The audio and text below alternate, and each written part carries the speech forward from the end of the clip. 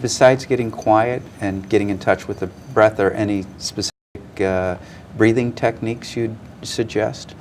I honestly believe that the first thing to do is just take that first step. Because, and the reason why I say this is because I'm asked this question a lot, and we're collectors of so much information. We just collect, here's a possibility, I could do this, I can do that, and then we put them together in a box, but we never actually do them.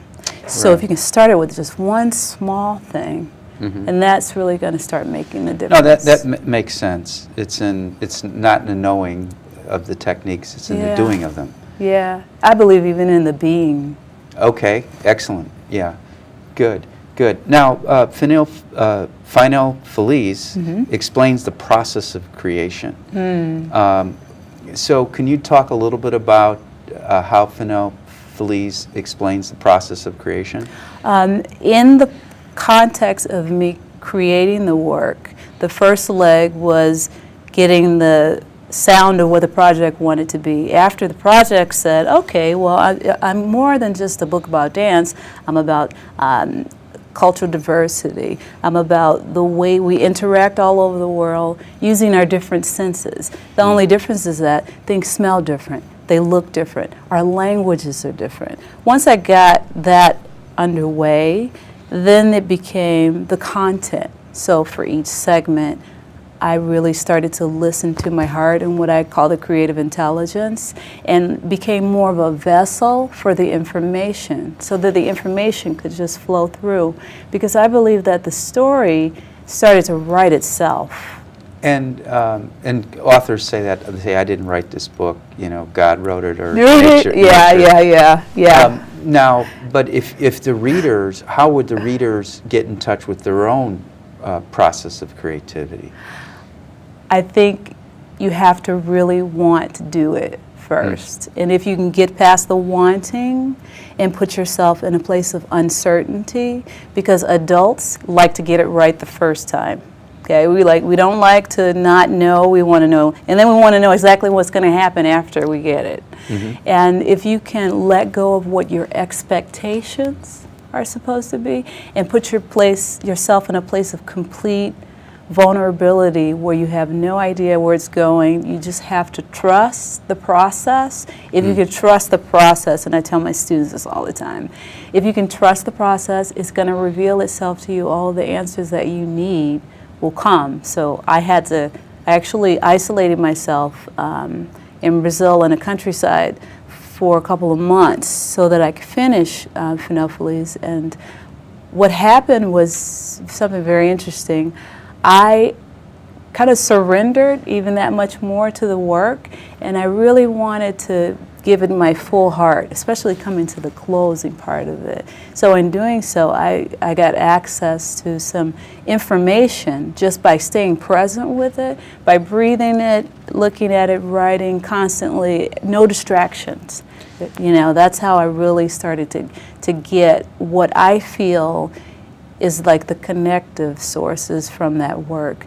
Those are the things that when people look at it, they're automatically drawn, even though they haven't read the whole book. It creates a feeling, and that's so much greater than me. Now, you talked about how the ending was important to you, and the title of the book means happy ending. Yeah, right? Well, but if you start a task with the expectation of a happy ending, you're more likely to enjoy the task, and I would assume be more successful at it. Well, I believe there's a duality there. There's always a duality. There's always both sides to it. And just as much as Finel Feliz is kind of like that journey to the soul, there are so many authors before me and amongst us and that have transcended, that have created works that are so amazing and extraordinary. That's the only reason why I could be sitting here right now having this conversation with you. We're just carrying on the work, but I believe that in continuing to stay present and having that revelation happen, that's it. And being not afraid to keep going, because I actually became afraid to keep going, even towards the final end. And what was causing the fear? I was afraid to call myself a writer. I was petrified beyond belief. I thought that, well, I didn't study writing in school, so I can't do that. All I was doing was resisting. I was resisting completion, and that's what happens. Well, they call it writer's block. But I wasn't even giving myself that credit. I thought, well, I can't even call myself writer's block. I'm not a writer. And I was just up against the wall, and it was just my own fear. Well, and that goes back to what you said about the dance involving a person's self-image, like dancing in the mirror. Yes. So your book kind of was like the mirror for you. It was. And sometimes when people ask me about that process and they go, oh, this is such a beautiful work, and sometimes I have to say it was so painful to write. Well, then, to me, when it's painful to write, don't write. Go do something to take your mind off of it, and when it's right, you go back to it. Actually, that's my style. Which is all valid. See, everybody's got a different process. Yeah. You were fortunate. My process was like, if you feel horrible about writing, that's when you have to write. So that felt like torture.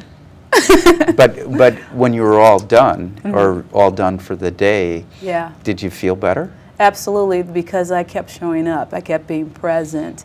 And I realized that the more I was present, the more impact the content became. Now, is Finale Feliz about the soul's journey?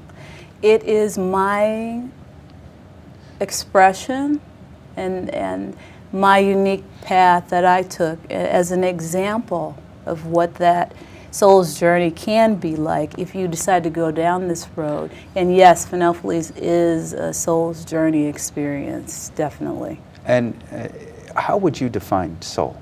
What does soul mean to you?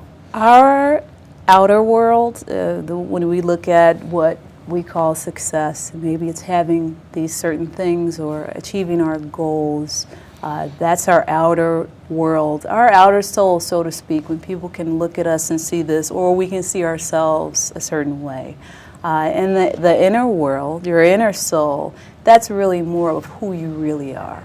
And Finale Feliz is about taking that journey, peeling the layers back, taking that journey so that you can get inside and remember who you really are. And then the hard part is merging that inner purpose with the outer purpose where you get that balance. And that's when there's no doubt in your mind exactly what you're supposed to be doing with your life. And that's why I'm sitting here with you today, talking about the work, because I realize that all I'm doing is being a messenger for the movement, for this whole, like, the cellular structure that's living. You know, it has its own